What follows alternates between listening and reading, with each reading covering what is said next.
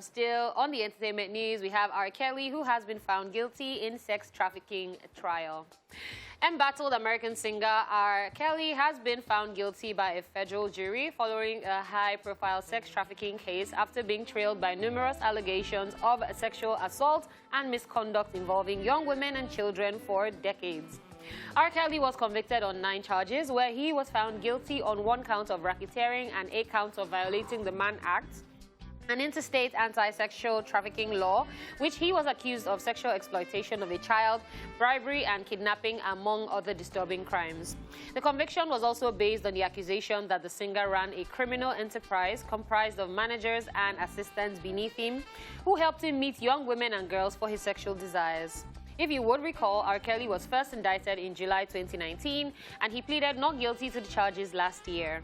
His trial, however, began on August 18, with the prosecution presenting testimony from 45 witnesses over a span of nearly 3 weeks. The jury, which consisted of 7 men and women, deliberated the case for just 2 days. R. Kelly has been in custody since his arrest outside his home in Chicago on July 11, 2019. He's still facing federal child pornography and obstruction charges in Illinois, where a trial will be scheduled now that the New York proceedings have ended. His sentencing in New York is scheduled for May 4, 2022, as he faces a possible sentence of 10 years to life in prison. Just so you know, in 2008, R. Kelly was acquitted of child pornography charges in Chicago after he was accused of making a sex tape with an underage female. Well, this is one that has been going on for a long time, Yep. and it seems to be over now. And right now, everyone is just waiting for the final conviction on the 4th of May. But R. Kelly himself took to his social media page, his Facebook, and he stated that he is still innocent, even though the jury has declared him guilty. And he said to all his supporters and everyone out there supporting him, he's still trying his best to prove his innocence before the last verdict is reached.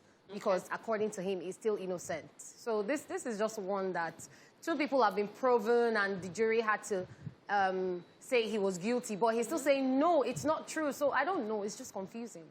You see this R. Kelly thing, yeah? It's just that I think when they say fall from grace, maybe his picture should be under there, because R. Kelly was, like, he was one of the biggest, do you understand? He was one of the biggest R&B artists.